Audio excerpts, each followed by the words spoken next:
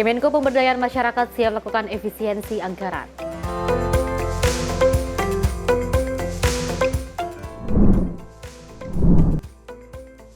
Kementan dan Perpadi sepakat serap gabah petani 2,1 juta ton.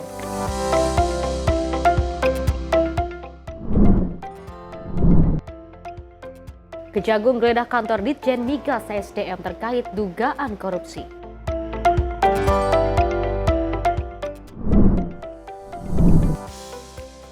Rumah anggota DPRD Batubara jadi sasaran maling.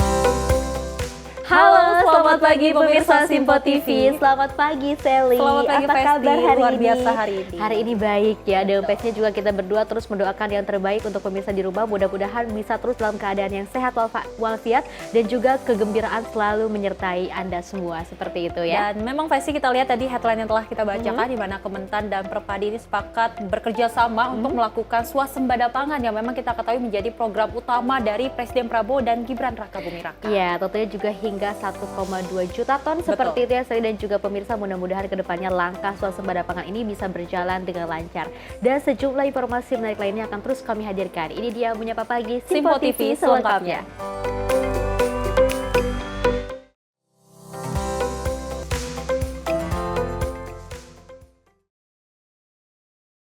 Ya pemirsa, kita awali dengan berita utama. Presiden Prabowo Subianto menyambut resmi kedatangan kenegaraan dari Presiden Republik Turki Recep Tayyip Erdogan dan juga di Lanut Halim Perdanakusuma. Kedatangan Erdogan ini akan membahas sejumlah isu internasional serta hubungan bilateral baik dari Indonesia maupun Turki. Ditemani ibu negara, nantinya Presiden Turki tersebut akan berada di tanah air selama 2 hari lamanya.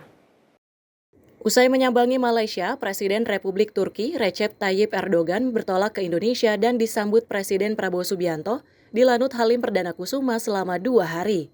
Kehadiran Erdogan ke Indonesia akan membahas sederet isu internasional yang terus menjadi hingga kini. Penyambutan pun dilakukan di Lanut Halim Perdanakusuma pada petang hari ini dan akan bertolak menuju Istana Bogor, tempat kediaman Presiden Prabowo Subianto. Kedatangan Erdogan pun bakal meningkatkan hubungan diplomatik antar kedua negara, serta kunjungan Perdana Erdogan di era pemerintahan Prabowo Subianto sebagai Presiden Indonesia. Susunan pembahasan yang bakal dibahas pada kesempatan ini juga akan menggelar pertemuan Dewan Kerjasama Strategis Tingkat Tinggi atau HLSC. Isu Gaza pun akan turut dibahas pada pertemuan ini guna menaruh rasa perdamaian di Palestina. Melalui pertemuan ini, Indonesia dapat meningkatkan kerjasama bilateral dengan Turki, serta memperbesar peluang kerjasama ekonomi untuk meningkatkan pertumbuhan ekonomi nasional ke depannya. Dari Jakarta, tim redaksi Simpo TV melaporkan. Sementara itu pemirsa, Presiden Prabowo Subianto mengapresiasi berbagai inisiatif yang diusung Muslimat Nahdlatul Ulama, terlebih program-program tersebut dinilai telah berkontribusi positif terhadap pembangunan bangsa. Hal itu disampaikan Prabowo dalam Kongres Muslimat NU yang mengusung tema merawat tradisi, menguatkan peradaban di Surabaya, Jawa Timur. Presiden Prabowo Subianto mengatakan dirinya terkesan dengan program-program Muslimat NU yang menurutnya telah berkontribusi positif terhadap pembangunan bangsa. Selain itu, dalam kesempatan ini, Prabowo juga menyampaikan rasa hormatnya kepada Muslimat dan NU atas kontribusi besar dalam upaya meningkatkan kesejahteraan rakyat. Saya menyampaikan penghargaan kepada Muslimat, kepada NU yang membesarkan Muslimat. Luar biasa. NU dalam sejarahnya, dalam tradisinya, dalam setiap krisis bangsa, NU muncul untuk menyelamatkan bangsa. Saya sangat terkesan dengan program-program Muslimat. Program-program Ketua Umum Muslimat. Mustika Darling. Ini sangat menentukan. Memang benar Ibu Khofifah bisa nangkap. Kita harus sekarang sadar lingkungan. Kita harus menjaga kebersihan. Dan itu pun kita dapat pelajaran bahwa kebersihan adalah sebagian dari iman. Kebersihan, dan keindahan. Kita perlu menjaga sekitar kita. Presiden pun berharap kontribusi keluarga besar Muslimat NU terhadap pembangunan bangsa, lingkungan, dan masyarakat dapat terus terjaga. Tim redaksi Simpo TV melaporkan. Dari Menko Bidang Pemberdayaan Masyarakat, Muhaimin Iskandar ini menyampaikan seluruh kementerian terkait yang berada di bawah koordinasi pihaknya ini siap untuk melakukan efisiensi anggaran yang diterapkan oleh pemerintah. Selain itu, pemirsa, Muhaimin memastikan terkait anggaran bantuan sosial dan kebutuhan pegawai akan tetap normal. Semua kementerian di dalam koordinasi Kemenko Pemberdayaan Masyarakat siap melakukan efisiensi anggaran guna memberikan skala prioritas bagi kebutuhan yang mendesak. Perlu kami tegaskan, tidak ada pemotongan anggaran untuk bantuan sosial, tidak ada pemotongan anggaran untuk kebutuhan pegawai, tidak ada pemotongan anggaran untuk pemeliharaan. Dalam artian seluruh kebutuhan kerja normal. Tetapi kami mendukung dan sepenuhnya akan melaksanakan semua efisiensi dari pemerintah. Dalam hal ini dikoordinasi oleh Menteri Keuangan. Sehingga bagi kami efisiensi itu penting untuk memberikan penajaman, focusing, dan melakukan refreshing sekaligus penataan konsentrasi anggaran dalam pembangunan nasional. Kita memperkecil rapat-rapat yang sifatnya prioritas. Jadi rapat-rapat yang sifatnya tidak terlalu penting kita tiadakan. Kegiatan-kegiatan seremonial kita hilangkan. Aktivitas-aktivitas yang bersifat pengulangan tidak lagi kita lakukan.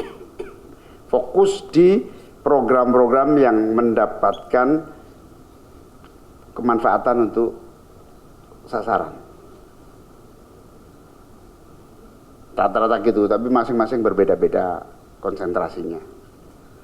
Intinya rapat ini tadi mempertegas masing-masing kementerian untuk mensukseskan efisiensi. Pemirsa, Menteri BUMN Erick Thohir ini mengatakan dirinya tidak pernah mengeluhkan adanya efisiensi anggaran yang dilakukan Presiden Prabowo Subianto. Dan ia bahkan memastikan pihaknya akan tetap bekerja dengan maksimal dan menjalankan seluruh proyek BUMN yang sudah direncanakan sebelumnya. Menteri BUMN Erick Thohir mengatakan program prioritas di kementeriannya akan tetap berjalan sebagaimana mestinya. Meskipun terjadi efisiensi anggaran, Erick Thohir mengaku belum bisa memastikan berapa jumlah anggaran yang dipangkas untuk Kementerian BUMN, namun Erick Thohir memastikan pihaknya akan terus bekerja keras, serta mencari cara untuk tetap melanjutkan proyek-proyek yang sudah berjalan. Sementara itu, saat disinggung mengenai lampu lobi Kementerian BUMN yang juga terlihat padam, Erick mengatakan bahwa lampu tersebut sengaja dimatikan dalam hal efisiensi karbo. Saya rasa selama kita kerjanya maksimal, tidak mengeluh, ya kita lakukan sebisa mungkin. Saya rasa dengan keterbatasan dana BUMN selama ini, saya nggak ngeluh, kita kerja keras saja. Ya coba cari jalan gitu, tanpa mengeluh, karena kita yang penting push bahwa kebijakannya jalan, transformasi BUMN-nya jalan. Belum putus. Ini pengurangan efisiensi daripada penyerapan karbon. Supaya karbonnya efisien. Ini kita mau coba kaca di depan kalau bisa diganti solar panel, ya kan? Supaya mengurangi keterbutuhan itu. Dari Jakarta, Sri Dewi Andayani, Putih Anggiani, Simpo TV melaporkan. Pemirsa, Kementerian Pendidikan Tinggi, Sains, dan Teknologi mengatur ulang program maupun riset yang juga akan dijalankan di tahun 2025 dengan menyesuaikan efisiensi anggaran yang juga diterapkan. Dari Kemendiktik Saintek memastikan akan tetap melakukan berbagai riset, khususnya beberapa riset prioritas, salah satunya program makan bergizi gratis.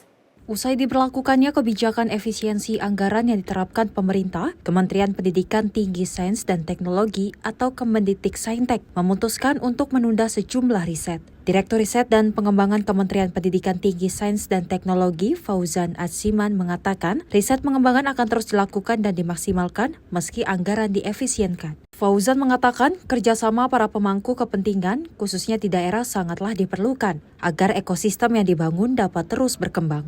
Kemendikbudristek saat ini tengah melakukan koordinasi dengan berbagai stakeholder terkait untuk memaksimalkan program dan riset yang nantinya akan dilakukan. Kami juga tidak berhenti dengan dana riset yang kecil, tapi juga mengembangkan kerjasama.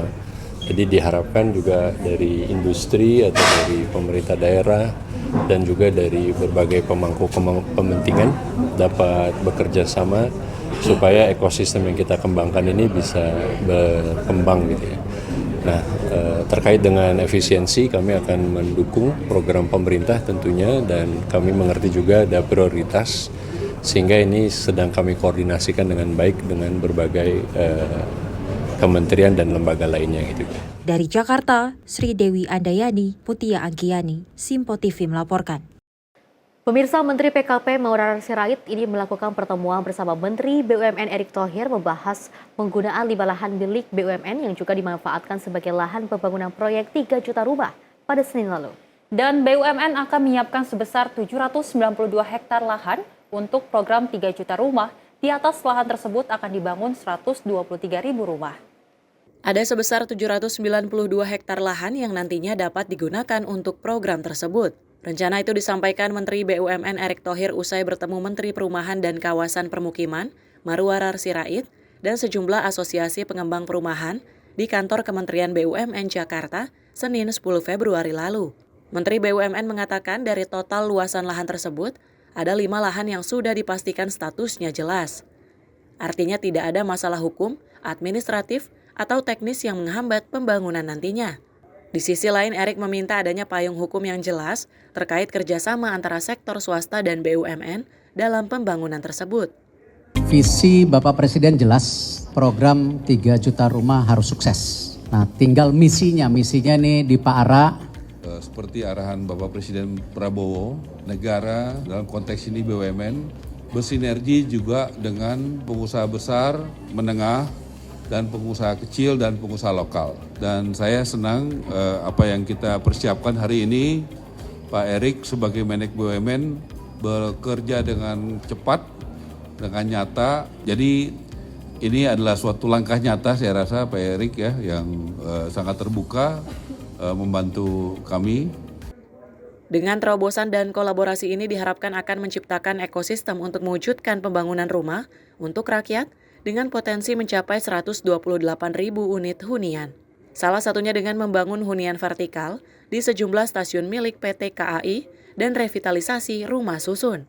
Tim redaksi Sinpo TV melaporkan. Ya, Seli dan juga pemirsa, ini salah satu langkah yang sangat luar biasa di mana Menteri PKP dan juga Menteri BUMN Erick Thohir ini melakukan sebuah rapat terbatas seperti itu, dan dari hasil rapatnya kedua menteri ini sangat mendukung Astacita ataupun program khusus dari Presiden Prabowo Subianto terkait dengan pembangunan 3 juta rumah ini bagi masyarakat Indonesia yang memang membutuhkan seperti itu. Dengan mudah-mudahan dengan adanya pembangunan 3 juta rumah ini tidak ada lagi masyarakat Indonesia yang terbengkalai seperti Betul. itu ya, mereka bisa mendapatkan rumah huni yang layak di Indonesia. Dan memang kita ketahui bahwasanya dari Menteri PKP dan BUMN juga mengajak pihak swasta untuk berkolaborasi dalam membangun pembangunan 3 juta rumah. Jadi memang kita diharapkan bahwasanya warga-warga yang mungkin saat ini kurang mendapatkan rumah dengan harga yang mahal, dan ini pastinya program 3 juta rumah ini memiliki harga yang cukup terjangkau, agar masyarakat juga bisa hidup sejahtera dengan mempunyai rumah di Indonesia. Dan tentunya informasi menarik lainnya akan terus kami hadirkan usai jeda berikut ini.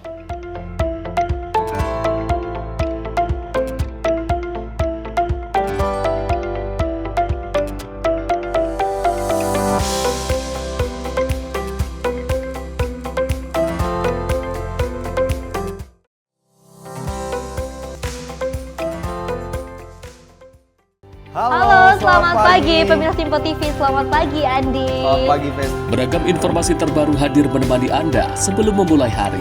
Itu memang dari Menteri Perhubungan juga mendukung, Betul. dari Menteri Keuangan juga mendukung, dan kita sebagai masyarakat pun juga Harus mendukung.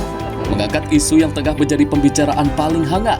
Semarakan pagi Anda bersama Menyapa Pagi. Setiap Senin hingga Jumat pukul 6 pagi. Hanya di Sinpo TV. Kami hadir dengan rangkaian informasi dari berbagai penjuru dunia. Topik dan isu yang tengah menjadi sorotan mancanegara dikemas dengan lengkap untuk Anda.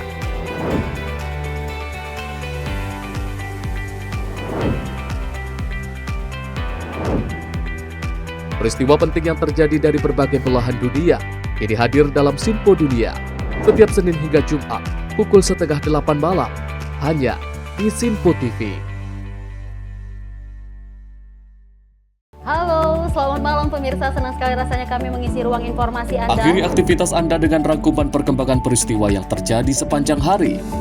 Sebelumnya kita saksikan ada sekitar 3.000 tamu undangan, sementara di Ibu Kota Nusantara ini ada sekitar 2.000 tamu undangan. Rangkaian informasi nasional dan mancanegara dirangkum sebagai penutup hari dalam Menyapa Malam. Setiap Senin hingga Jumat pukul 8 malam hanya di Simpo TV. Pemirsa Simpo TV kembali hadir menemani Anda dengan berbagai informasi yang telah kami rangkum dalam sepekan. Sajian lengkap informasi sepekan kami hadirkan untuk Anda. Badan Legislasi DPR menemui masa unjuk rasa di depan gedung DPR RI Senayan, Jakarta. Menemani akhir pekan Anda bersama keluarga dengan rangkuman berita menyeluruh dalam Simpo Sepekan setiap minggu pukul 6 pagi hanya di Simpo TV.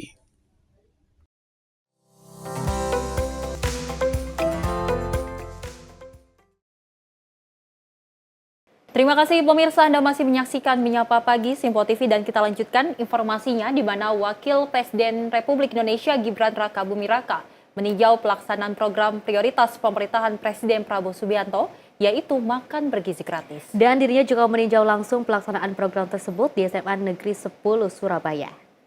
Wakil Presiden Gibran Rakabuming Raka meninjau langsung pelaksanaan program makan bergizi gratis di SMA Negeri 10 Surabaya pada Senin pagi 10 Februari 2025. Dalam kunjungannya, Wapres Gibran didampingi Wakil Menteri Dalam Negeri Ripa Haluk dan PLH Sekretaris Daerah Provinsi Jawa Timur Bobi Sumiarsono. Kedatangan Gibran disambut antusias oleh para siswa. Suasana semakin meriah saat Wapres membagikan paket makanan kepada siswa SMA Negeri 10 Surabaya. Program MBG yang saat ini resmi dilaksanakan di seluruh Indonesia tidak hanya bertujuan untuk memastikan asupan gizi yang cukup bagi para siswa, tetapi membawa dampak positif agar anak-anak dapat menabung. Tim Simpo TV melaporkan.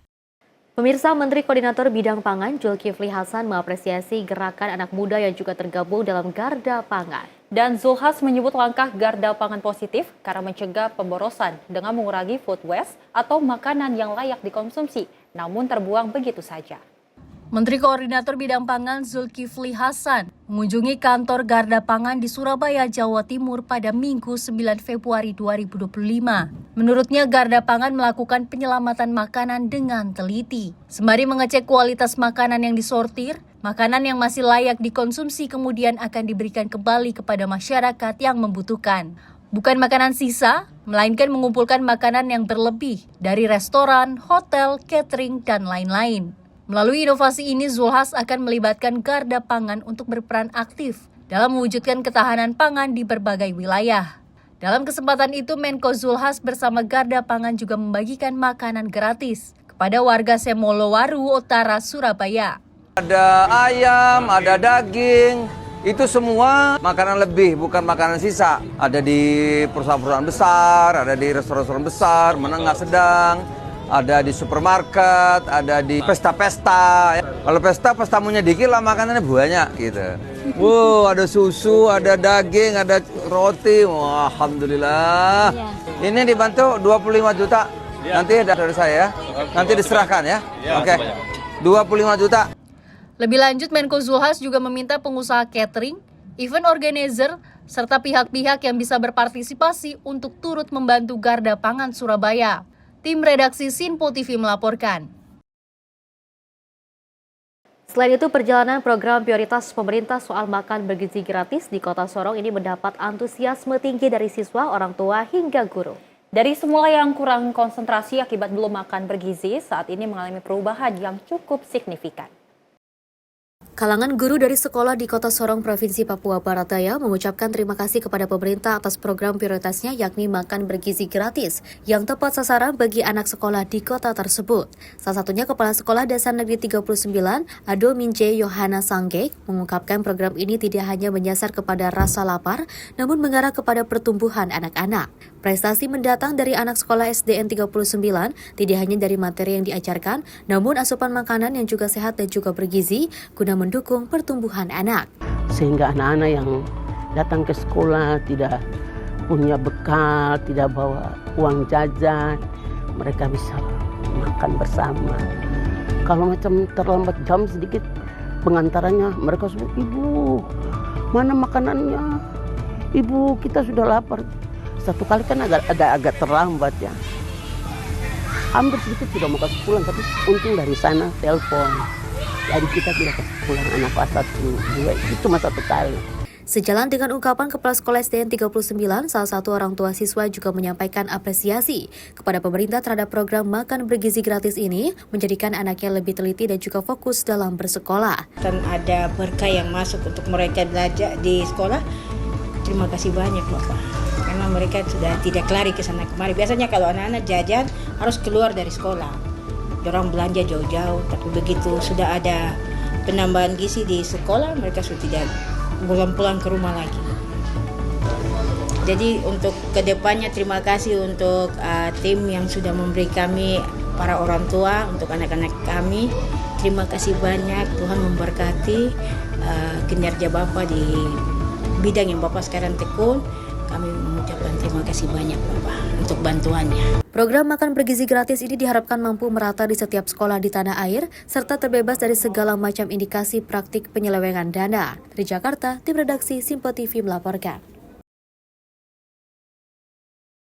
Pemirsa, Direktur Riset dan juga Pengembangan Kementerian Pendidikan Tinggi, Sains dan juga Teknologi, Fauzan Aziman, mengatakan pihaknya tengah berupaya untuk berkontribusi mengurangi penggunaan produk impor dalam program makan bergizi gratis. Dan menurutnya dalam program makan bergizi gratis yang dilaksanakan oleh pemerintah saat ini, masih banyak menggunakan produk-produk impor. Direktur Riset dan juga Pengembangan Kemendikti-Saintek Fauzan Aziman menyampaikan pihaknya telah berkoordinasi dengan tim Sekretariat Wakil Presiden terkait program makan bergizi gratis. Fauzan menyebut salah satu program yang ingin dikembangkan untuk mendukung program makan bergizi gratis yakni industrialisasi desa. Ia juga telah memulai identifikasi komponen-komponen mulai dari mesin dan juga peralatan dapur. Selain itu, Kemendikti-Saintek juga akan membuat program untuk mendukung pengembangan teknologi pangan baik di tingkat perguruan tinggi maupun vokasi. Jadi saya sudah juga mengunjungi tim Satwapres dan berhubungan dengan tim MBG. Salah satu program yang ingin kita kembangkan ada yang namanya industrialisasi desa. Jadi di industrialisasi desa ini, karena dari program MBG ini kan sebetulnya membutuhkan alat-alat untuk penyimpanan makanan dan juga pengolahan makanan. Ini juga sangat penting karena biasanya alat-alat ini kita suplai dari luar negeri.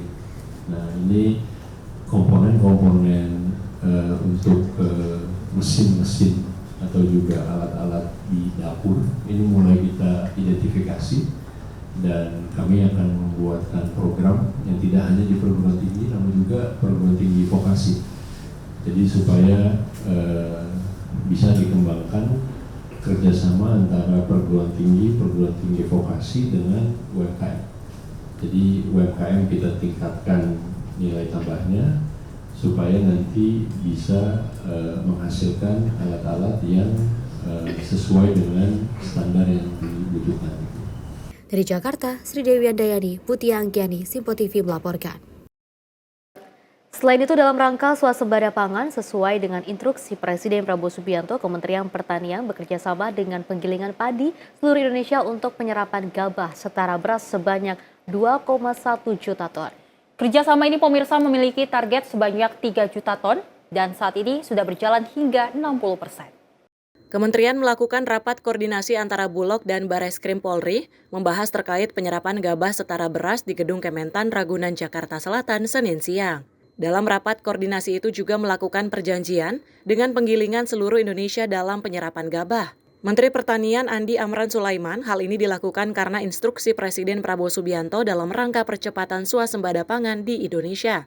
Kerjasama yang dilakukan oleh penggilingan padi seluruh Indonesia untuk penyerapan gabah setara beras sebanyak 2,1 juta ton. Kerjasama ini memiliki target sebanyak 3 juta ton dan saat ini sudah berjalan hingga 60%.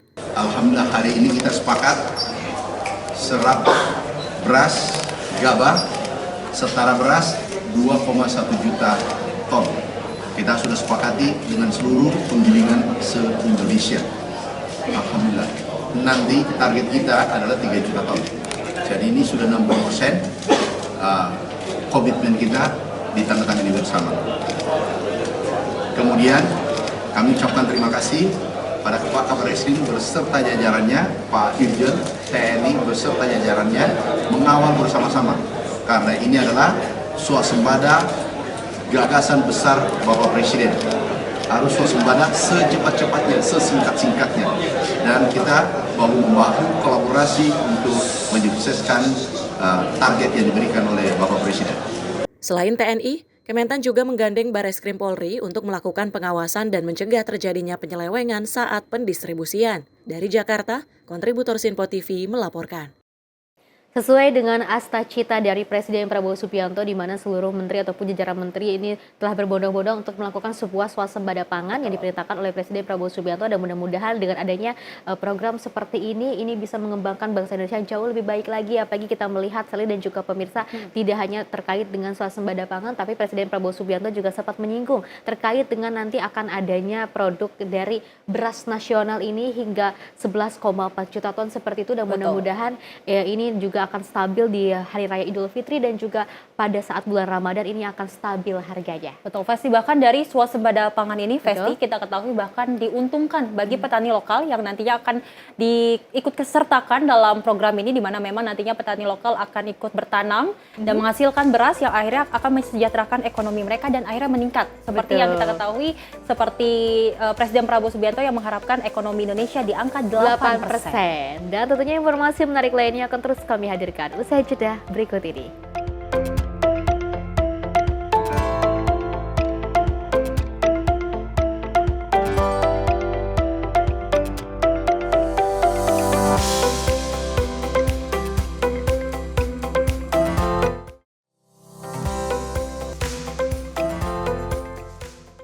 Pemirsa Sinpo TV kembali hadir menemani Anda dengan berbagai informasi yang telah kami rangkum dalam sepekan. Sajian lengkap informasi sepekan kami hadirkan untuk Anda. Badan Legislasi DPR menemui masa unjuk rasa di depan gedung DPR RI Senayan, Jakarta. Menemani akhir pekan Anda bersama keluarga dengan rangkuman berita menyeluruh dalam Sinpo Sepekan setiap minggu pukul 6 pagi hanya di Sinpo TV.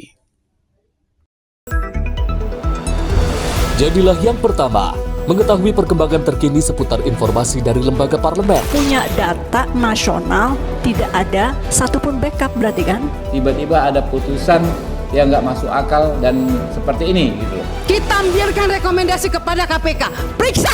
Kami hadirkan informasi paling akurat untuk mengawal setiap informasi dalam rapat komisi dan paripurna. Tentunya bersama saya Andi Rezaldi yang telah kami rangkum dalam program Sinpo Parlemen. Saya Arif Rifani. Saksikan Sinpo Parlemen setiap Sabtu pukul 6 pagi hanya di Sinpo TV. Kami hadir dengan rangkaian informasi dari berbagai penjuru dunia. Topik dan isu yang tengah menjadi sorotan mancanegara dikemas dengan lengkap untuk Anda.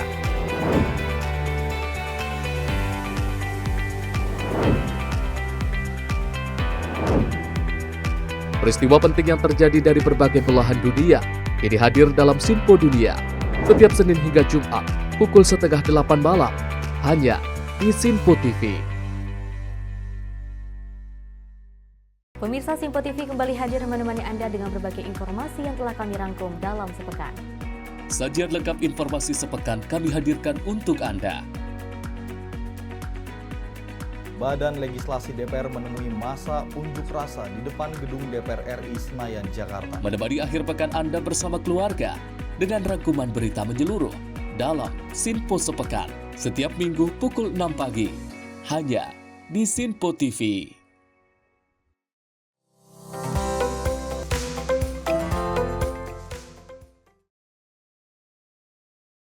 Selamat pagi pemirsa, Anda masih menyaksikan Menyapa Pagi Simpo TV dan kita lanjutkan informasinya di mana Menteri BUMN Erick Thohir mengungkapkan alasan ditunjuknya Majen TNI Novi Helmi Prasetya menjadi Direktur Utama Perum Bulog yang berasal dari TNI aktif merupakan bagian dari penyegaran. Dan ia pun juga sempat menjelaskan penyegaran tersebut harus dilakukan agar penugasan ke depan ini dapat dijalankan secara maksimal.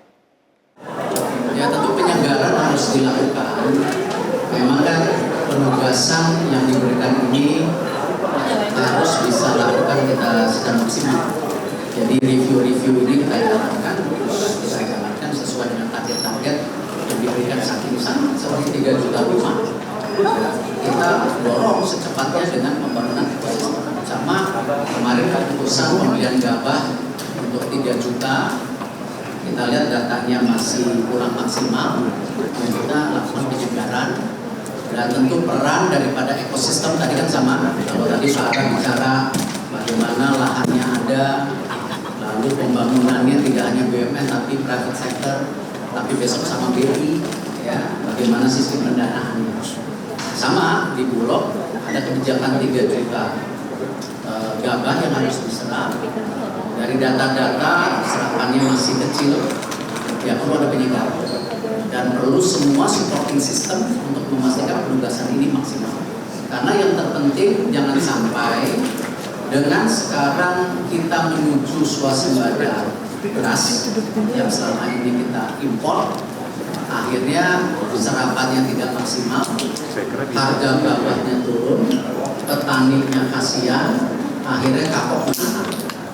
Selain itu, pemirsa, Komisi Pemilihan Umum ini memastikan sebanyak 505 kepala daerah terpilih pada Pilkada November lalu. Ini akan dilantik dalam waktu dekat. Meskipun demikian, pemirsa, kepala daerah yang masih berstatus sengketa tengah menjalani pemeriksaan lanjutan di Mahkamah Konstitusi. Ketua Komisi Pemilihan Umum Muhammad Afifuddin akan memastikan total 505 kepala daerah akan untuk dilantik dalam waktu dekat. Kepastian ini disampaikan mengingat hanya 40 kepala daerah yang saat ini statusnya masih sengketa dan sedang diproses oleh Mahkamah Konstitusi. Afifuddin menyebut kepala daerah di tingkat provinsi yang masih berstatus sengketa di tingkat provinsi, yakni Papua, Papua Pegunungan, Bangka Belitung, sedangkan sisanya ada di tingkat kabupaten kota. Adapun KPU Pusat telah memberikan edaran kepada masing-masing wilayah untuk segera melanjutkan putusan Mahkamah Konstitusi kepada perkara yang dismisal. Hari ini ada 40 perkara yang sedang dilanjutkan pemeriksaannya di Mahkamah Konstitusi. Ada beberapa yang menyangkut dengan perkara untuk provinsi, yaitu di Provinsi Papua, Papua Pegunungan, kemudian Provinsi Bangka Belitung kalau nggak salah. Selebihnya kabupaten kota kabupaten kota. Jadi dari sekian banyak itu total kepala daerah yang akan dilantik itu ya 505 titik ya. Karena 545 secara umum kan, jadi 40-nya masih ada sidang pemeriksaan lanjutan. Bagaimana apa yang sudah dilakukan KPU, sebagaimana surat edaran yang sudah kami sampaikan ke jajaran, kami dan seluruh jajaran sudah menindaklanjuti apa yang sudah menjadi tugas KPU setelah proses dismissal atau sengketa di Mahkamah Konstitusi tidak berlanjut bagi daerah-daerah yang sudah selesai sengketanya. Dari Jakarta, Azizul Hakim, Fahen, Tim Liputan Simpo TV.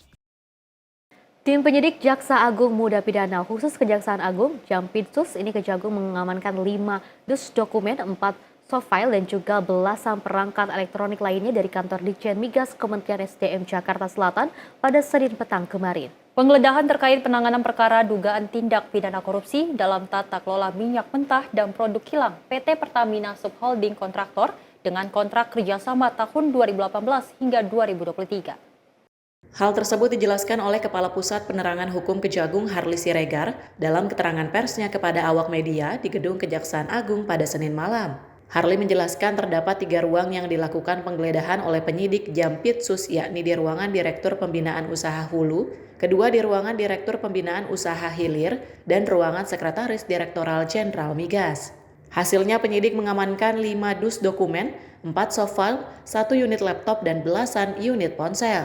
Harli juga mengatakan bahwa upaya penggeledahan yang berlangsung hampir 7 jam itu dalam rangka penanganan perkara dugaan tindak pidana korupsi dalam tata kelola minyak mentah dan produk kilang pada PT Pertamina Subholding dan Kontraktor, Kontrak Kerjasama atau KKKS 2018 hingga 2023. Dapat kami sampaikan bahwa pada penggeledahan mulai dari pagi menjelang siang hingga sore hari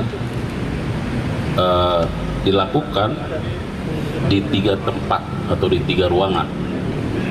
Yang pertama di ruangan Direktur Pembinaan Usaha Hulu, kemudian yang kedua di ruangan Direktur Pembinaan Usaha Hilir, dan di ruangan Sekretaris Direktorat Jenderal Migas. Dalam penggeledahan terhadap ketiga ruangan tersebut, penyidik pada Direktorat Penyidikan Jampitsus telah menemukan barang-barang berupa 5 dus dokumen, ya, kemudian ada barang bukti elektronik berupa handphone sebanyak 15 unit, dan ada 1 unit laptop dan 4 soft file. Dari Jakarta, kontributor Sinpo TV melaporkan. Pemirsa, Wakil Menteri SDM Yulio Tanjung buka suara terkait dengan penggeledahan yang juga dilakukan oleh Kejaksaan Agung di Gedung Direktorat Jenderal Minyak dan juga Gas Bumi pada Senin lalu. Dirinya menegaskan pemirsa bahwa penggeledahan yang dilakukan oleh Kejagung tidak akan mengganggu aktivitas di Kementerian ESDM. Kejaksaan Agung atau Kejagung menggeledah kantor Direktorat Jenderal Minyak dan Gas Bumi, Kementerian ESDM di Rasuna Said, Jakarta Selatan pada Senin lalu. Merespon hal ini, Wakil Menteri ESDM Yulio Tanjung memastikan bahwa tidak akan mengganggu aktivitas di kementeriannya usai penggeledahan oleh Kejagung. Yuliot mengatakan pekerjaan yang ada di Kementerian ESDM maupun Ditjen Migas tetap berjalan sebagaimana mestinya, seperti sebelum penggeledahan Kejagung. Dirinya menyebut pihaknya akan menghormati segala proses penegakan hukum yang telah dijalankan sesuai dengan ketentuan hukum yang berlaku. Kami mengikuti proses hukum yang berlaku dengan adanya pemeriksaan oleh Kejaksaan Agung. Ya tentu ini ada subjek-subjek yang dilakukan pemeriksaan. Ya tentu kita akan mematuhi dan juga akan sangat kooperatif dengan proses hukum yang ada. Dari kementerian tetap berjalan normal. Jadi ya ini ada kegiatan-kegiatan rutin yang ada di kementerian yang kita tetap melaksanakan kegiatan sesuai dengan apa yang dilaksanakan selama ini. Dari Jakarta, Fahrizal Davarizkiano, Sinpo TV melaporkan. Pemirsa, rumah Kepala Desa Kohot Paku Haji Kabupaten Tangerang digeledah tim penyidik di Tipidum Bareskrim Polri terkait dengan pagar laut. Sejumlah bukti seperti komputer, mesin printer, dan berkas sertifikat yang diduga berada di lokasi pagar laut dibawa penyidik usai penggeledahan. Senin malam, tim penyidik di Tipidum Bareskrim Polri menggeledah rumah Arsin, Kepala Desa Kohot Paku Haji Kabupaten Tangerang, Banten. Penggeledah dilakukan penyidik terkait pagar laut sepanjang 30,16 km di pesisir Laut Utara, Kabupaten Tangerang. Kedatangan rombongan penyidik yang berjumlah 20 orang ini juga sempat membuat sejumlah orang yang berada di rumah Arsin terkejut. Namun demikian, petugas diberikan izin untuk menggeledah setiap ruangan kerja yang digunakan Kades Arsin. Sayangnya saat proses penggeledahan berlangsung, Arsin Kepala Desa aktif ini tak berada di rumah. Tak hanya rumah Kades, penyidik juga menggeledah rumah Ujang Karta, Sekretaris Desa Kohot. Petugas memeriksa sejumlah berkas serta perangkat komputer yang diduga dipakai untuk pembuatan dokumen girik tanah palsu terkait pagar laut. Selain itu, kantor Desa Kohot yang tak jauh dari rumah Kades juga tak luput dari penggeledahan. Hampir seluruh ruangan di kantor desa tersebut diperiksa oleh penyidik mencari bukti sertifikat palsu kepemilikan lahan di lokasi yang kini terdapat pagar laut. Selain itu, penyidik juga memeriksa 14 orang saksi, yakni staf kantor desa dan tim kuasa hukum Arsin. Hasil penggeledahan penyidik membawa sejumlah bukti, diantaranya perangkat komputer, berkas dokumen sertifikat palsu, hingga mesin printer. Arsin sendiri diduga terlibat langsung terkait pemasangan pagar laut. Videonya yang tengah mengatur beberapa orang pekerja saat proses pemasangan pagar laut sempat beredar di media sosial. Hingga kini sudah ada 44 orang diperiksa pihak Bareskrim sebagai saksi, mulai dari pejabat pemerintah daerah Kabupaten Tangerang hingga istri Arsin terkait keterlibatan Arsin soal pagar laut. Dari Tangerang, Mujib Latumairisa, Sinpo TV melaporkan.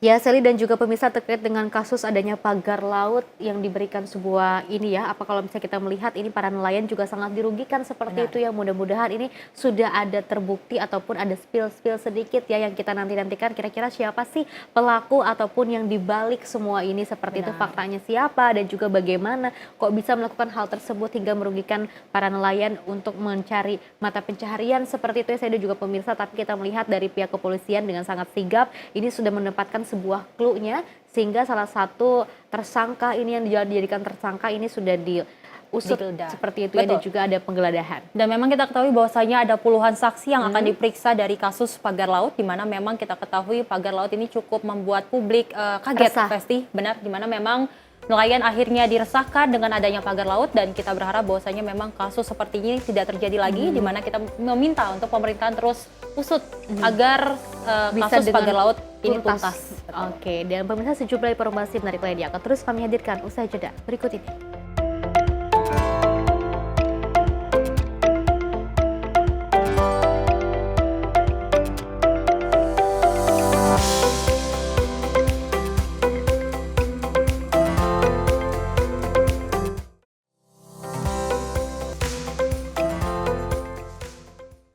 Halo, selamat pagi pemirsa Sinpo TV, selamat pagi Andi. Selamat pagi, Fes. Beragam informasi terbaru hadir menemani Anda sebelum memulai hari.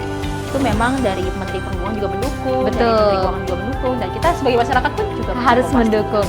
Mengangkat isu yang tengah menjadi pembicaraan paling hangat. Semarakan pagi Anda bersama Menyapa Pagi.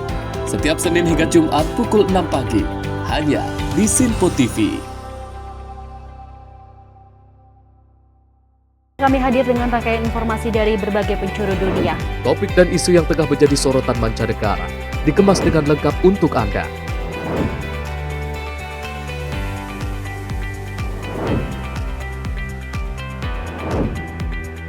Peristiwa penting yang terjadi dari berbagai belahan dunia kini hadir dalam Sinpo Dunia. Setiap Senin hingga Jumat pukul 7:30 malam hanya di Sinpo TV. Halo, selamat malam pemirsa. Senang sekali rasanya kami mengisi ruang informasi Anda. Akhiri aktivitas Anda dengan rangkuman perkembangan peristiwa yang terjadi sepanjang hari. Sebelumnya kita saksikan ada sekitar 3.000 tamu undangan, sementara di Ibu Kota Nusantara ini ada sekitar 2.000 tamu undangan. Rangkaian informasi nasional dan mancanegara dirangkum sebagai penutup hari dalam Menyapa Malam. Setiap Senin hingga Jumat pukul 8 malam, hanya di Sinpo TV. Pemirsa Sinpo TV kembali hadir menemani Anda dengan berbagai informasi yang telah kami rangkum dalam sepekan. Sajian lengkap informasi sepekan kami hadirkan untuk Anda. Badan Legislasi DPR menemui masa unjuk rasa di depan gedung DPR RI Senayan, Jakarta. Menemani akhir pekan Anda bersama keluarga dengan rangkuman berita menyeluruh dalam Sinpo Sepekan. Setiap minggu pukul 6 pagi, hanya di Sinpo TV.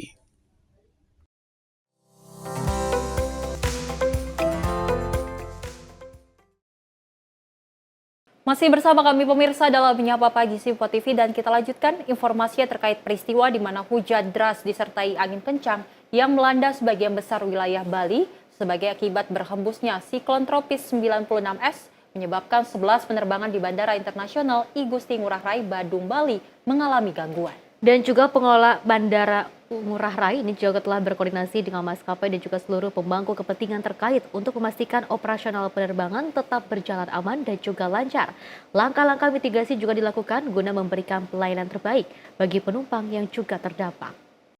Sebanyak 11 jadwal penerbangan di Bandara Internasional I Gusti Ngurah Rai Badung, Bali mengalami gangguan yang disebabkan karena dampak cuaca buruk siklon tropis 96S.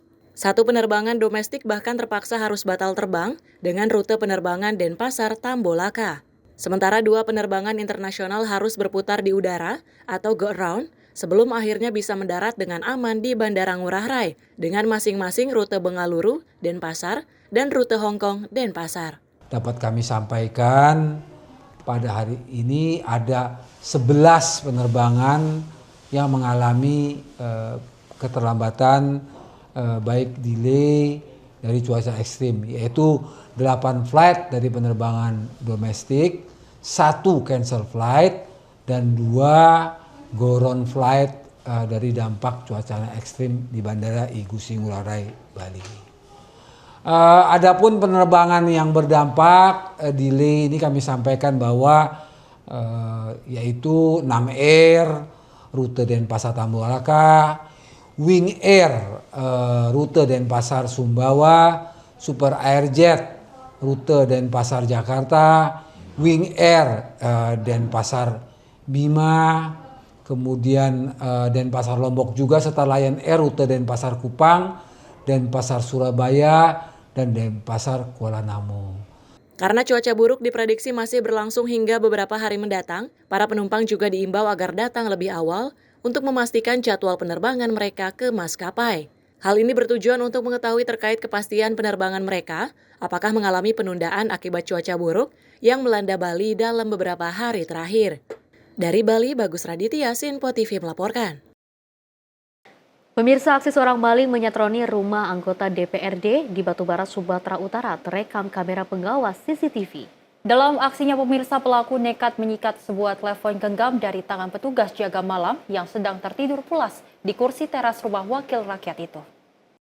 Rekaman CCTV memperlihatkan bagaimana pelaku pencurian ini ketika melakukan aksinya di rumah Rusli, anggota DPRD Batubara, Sumatera Utara, di Jalan Lintas Sumatera, Desa Petatal, Kecamatan Datuk Tanah Datar, Batubara, Sumatera Utara, Sabtu malam, 8 Februari 2025 lalu. Dengan menutup kepala dan wajah dengan topi, jaket, serta masker, pelaku melompat pagar dan masuk ke halaman rumah wakil rakyat itu. Dengan mengendap-endap, pelaku selanjutnya mendekati petugas jaga malam yang tertidur pulas di kursi, serta menyikat telepon genggam yang ada di tangannya. Berhasil menguasai telepon genggam milik petugas jaga malam itu, pelaku langsung kembali keluar dengan melompat pagar, serta kabur dengan dibonceng temannya yang sejak awal sudah standby menunggu di luar pagar dengan sepeda motornya. Pemilik rumah yang dikonfirmasi Senin siang membenarkan kejadian itu. Menurutnya dari rekaman CCTV, pelaku sudah lebih dahulu memantau situasi rumahnya sebelum melakukan aksi tersebut. Dirinya sangat berharap agar kejadian aksi pencurian itu segera mendapat perhatian dari pihak terkait dengan menyiagakan warga serta mengaktifkan ronda malam. Karena akhir-akhir ini aksi pencurian serupa sudah marak dan sering terjadi. Jaga malam, ternyata sebelum kejadian si pelaku itu nongkrong dulu nih di sebelah sana, di luar lah pinggir pasar. Setelah itu digeser ke depan rumah. Yang satu orang turun, ini ngikutin pinggiran rumah ini. Dia coba untuk menghindar dari CCTV itu mungkin. CCTV. Dia pakai topi dan pakai masker. Dia terus ambillah handphone di tangan security kita di jaga rumah.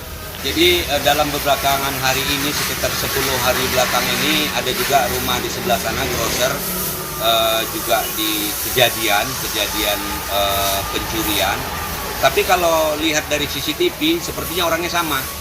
Nah, jadi himbauan saya kepada pihak yang berwajib lah, atau pihak pemerintah setempat, bisalah diadakan seperti apa ya, musyawarah untuk diadakan jaga malam kembali lah, atau poskamlingnya gitu aja. Rencananya anggota DPRD itu akan melaporkan kejadian itu ke polisi. Selain berharap polisi dapat mengungkap kasus tersebut, juga untuk mencegah terulangnya kejadian yang sama. Dari Medan, Sumatera Utara, kontributor Sinpo TV melaporkan. Sementara itu, pemirsa, sejumlah pengendara sepeda listrik terjaring razia saat operasi keselamatan Lodaya 2025 di kawasan Taman Telur, Kabupaten Sumedang, Jawa Barat. Selama razia tersebut, sejumlah pengendara motor juga nekat putar balik dan tidak menggunakan helm, sehingga membahayakan pengendara lainnya. Hari kedua operasi keselamatan Lodaya 2025, Satuan Lalu Lintas Polres Sumedang, Jawa Barat, menggelar razia kendaraan di Jalan Mayor Abdurrahman, kawasan Taman Telur. Dalam operasi tersebut, petugas melakukan penindakan terhadap pengguna sepeda motor yang tidak menggunakan helm. Selain itu, petugas juga menghentikan sejumlah pengguna sepeda listrik yang kedapatan berkendara di jalan raya. Sementara beberapa pengendara lainnya nekat putar balik melawan arah demi menghindari razia, sehingga membahayakan pengguna jalan lainnya. Salah satu pengendara yang terjaring razia mengaku terburu-buru, sehingga yang diboncengnya tak sempat memakai helm. Bukan nggak pakai helm, rusuh gitu. Oh, rusuh. Terus gimana ini, ditindak apa enggak? Nggak apa-apa. Nggak apa-apa ya? Ada surat-suratnya. Dikasih apa barusan? Stiker, Bu. Stiker ya. Operasi keselamatan Lodaya. Dalam operasi keselamatan ini, petugas memberikan himbauan kepada masyarakat agar mentaati peraturan-peraturan dalam berlalu lintas. Polisi menegaskan bahwa sepeda listrik tidak dibolehkan melintas di jalan raya. Hingga hari kedua ini, kebanyakan yang terjaring razia tidak menggunakan safety belt dalam kendaraan roda 4 dan plat nomor aneh hingga surat izin roda 2. Peruntukan untuk di jalan raya karena resiko kecelakaannya bisa lebih besar lagi. Dan alhamdulillah tadi dari pengguna juga bisa menyadari dan menerima apa himbauan-himbauan yang kami sampaikan. Pak, tadi masih banyak pengendara yang masih putar balik, gimana Pak? Nah, itu pengendara yang putar balik nanti kita atur lagi bagaimana caranya antisipasi. Mungkin mereka menyadari kita dan operasi ini yang putar balik, kiranya kita melakukan tindakan hukum, padahal kita untuk menyampaikan himbauan. Para pengendara yang terjaring razia pun hanya diberikan himbauan tanpa dikenai sanksi tilang. Operasi Keselamatan Lodaya 2025 ini berlangsung hingga tanggal 23 Februari sebagai persiapan operasi ketupat. Dari Sumedang, kontributor Sinpo TV melaporkan. Kita beralih ke informasi lainnya, pemirsa. Kementerian Kelautan dan juga Perikanan melakukan pembongkaran pagar laut yang berada di perairan Paljaya, Tarumajaya, Kabupaten Bekasi, Jawa Barat pada Selasa pagi. Pembongkaran dilakukan lantaran pagar laut menyalahi aturan. Petugas menggunakan satu alat berat untuk mengeksekusi pagar laut sepanjang 3,3 km.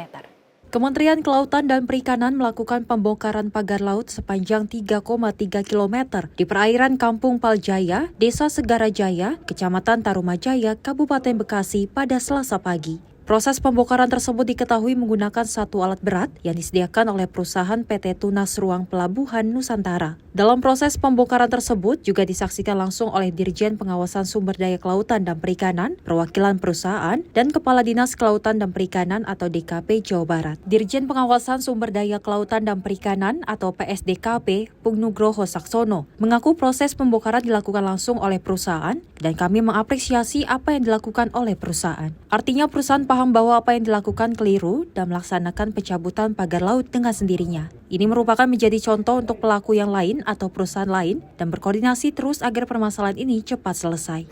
Alhamdulillah hari ini rencana kami menyaksikan dari pihak perusahaan TRPN yang akan melakukan pembongkaran. Jadi ini lebih ke inisiatif kesadaran hukum dari ini beliau nih, ya kan, beliau lawyer yang hebat. Dengan peristiwa ini paham bahwa ini keliru. Jadi dengan kesadaran sendiri dari pihak perusahaan ini menjadi contoh yang lain ya. Jadi nanti siapapun yang terbukti atau kami periksa ada pelanggaran, inisiatif seperti beliau ini bagus. Jadi yang masang yang Sementara itu, kuasa hukum PT TRPN, Deoli Payumara, menambahkan setelah dilakukan pembongkaran, pihak perusahaan akan merapikan kembali dan akan memulai lagi untuk mengikuti aturan-aturan yang berlaku, termasuk semua perizinan, mulai tingkat pusat maupun tingkat kementerian. Pembongkaran pagar laut akan dilakukan sendiri. PT TRPN sendiri kalau bicara HGB, nggak punya HGB. Jadi TRPN ini adalah perusahaan yang bergerak di bidang pengelolaan pelabuhan perikanan dan termasuk juga usaha-usaha perikanan. Jadi kalau tanya HGB, jawabannya adalah kami tidak punya, PT TRPN tidak punya. Nah, kalau HGB nggak ada, SHM itu yang punya masyarakat. Justru kami lagi mencoba mengelola yang punya masyarakat ini tadinya, supaya nanti kami dapat kuasa untuk melakukan pengelolaan. Tapi kan ternyata kan ini clear, ditutup. Jadi mau nggak mau kami akan tetap bekerja di bidang pengelolaan pelabuhan perikanan. Nah, harapan kami nanti ini pelabuhan jadi besar. Nanti ada persoalan penyelenggaraan hukumnya bagaimana, kemudian peraturan perundangan bagaimana, kami akan patuh. Memang seperti disampaikan sama Pak Dirjen, kami salah. Gitu, kami keliru dalam menerapkan hukum dan undang-undang dan peraturan dan perizinan. Jadi sekarang setelah ini kami nanti bongkar, kami rapikan lagi, kami akan mulai lagi untuk mengikuti aturan-aturan yang berlaku. Nelayan merasa senang dengan adanya proses pembongkaran pagar laut agar lebih memudahkan untuk mencari ikan kembali. Pembongkaran pagar laut semoga bisa dilakukan secara keseluruhan. Ya, gejala di sini mah terganggu karena baru-baru ini. Ini dengan dibongkar ini nantinya seperti apa, Pak? Ya senang ya. Saya tidak enak lari-larinya nyari ikannya. Berarti harapannya dari nelayan ini dibongkar semuanya apa seperti apa, Pak? Ya semuanya dibongkar. Jangan. Proses pembongkaran pagar laut akan diprediksikan selesai dalam waktu 10 hari dengan menggunakan alat berat atau ekskavator. Proses pembongkaran pagar laut nantinya bisa memudahkan para nelayan untuk mencari ikan lagi. Dari Bekasi, kontributor Simpo TV melaporkan. Pemirsa, ratusan warga penganut Hindu Tamil di Medan, Sumatera Utara pada Selasa siang menggelar perayaan Thaipusam. Perayaan ini untuk menghormati Dewa Murugan, salah satu dewa dalam kepercayaan mereka. Ada yang menarik pemirsa dan paling dinanti seluruh peserta perayaan, yakni ritual menusukkan besi ke bagian anggota tubuh seperti pipi, lidah, dada maupun punggung tanpa mengeluarkan darah.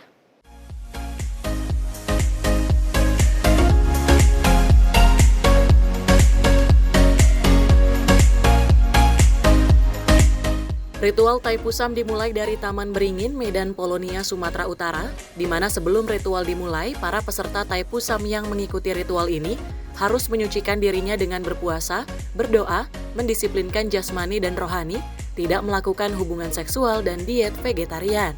Hal ini dipercaya akan membuat para peserta yang mengikuti festival Thaipusam menjadi kebal dan tidak merasakan rasa sakit ketika tubuhnya ditusuk dengan mata kail atau ditindik.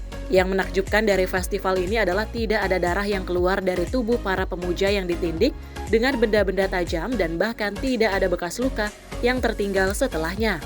Sebelum acara dimulai, satu persatu perangkat perayaan mempersiapkan media pemujaan dan alat yang digunakan untuk menyembah dewa mereka.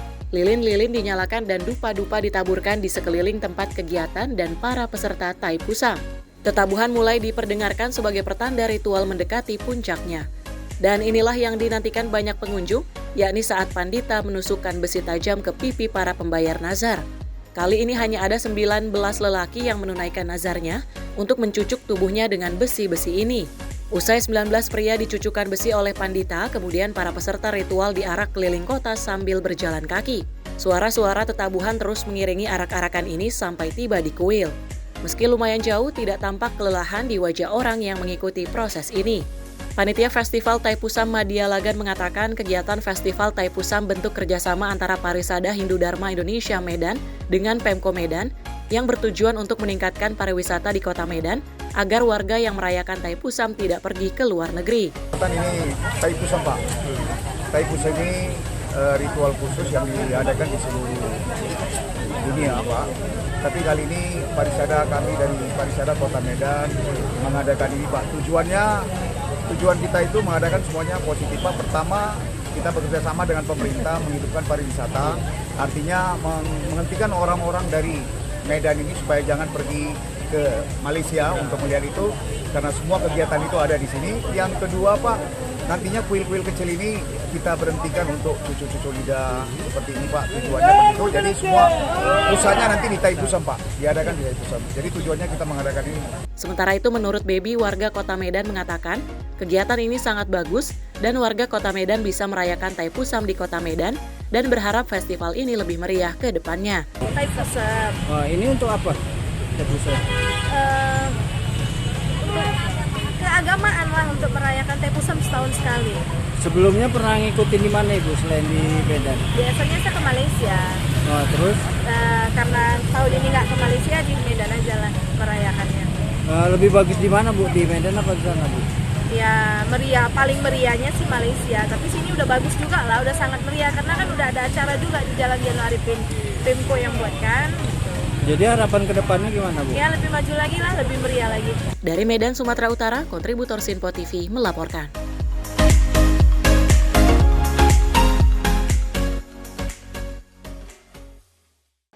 Ya, Sally dan juga pemirsa, terkait dengan festival Taipusam ini sangat menegangkan ya ritualnya dan juga cukup menyeramkan seperti itu. Apalagi kita melihat banyak sekali wisatawan yang juga melihat adegan tersebut ataupun ritual dari salah satu umat Hindu seperti itu, di mana ini dipercaya untuk umat Hindu agar bisa kekebalan tubuh yang sangat luar biasa seperti itu. Dan kita juga melihat dari ritual ini sebelum melakukan Taipusam ini, mereka diharuskan untuk puasa dulu, diet, dan juga bahkan harus vegetarian seperti itu ya. Dan kita juga melihat bahwa adegan sebenarnya cukup menegangkan ya, di mana harus penusukan ke pipi, punggung, seperti itu ya Sally. Ini cukup seram sekali. Dan memang kita ketahui bahwasanya dari perayaan ini Taipusam, kita ketahui ini adalah bentuk kerjasama dari umat Hindu yang ada di Medan dengan pemerintah Medan, di mana ini nantinya akan menaikkan sektor pariwisata agar nantinya warga Hindu yang ada di Medan tidak berpergi ke luar negeri, bahkan stay di Medan. Jadi kita ketahui juga pemirsa bahwasanya memang Taipusam ini mungkin kalau didengar ritualnya sangat seram.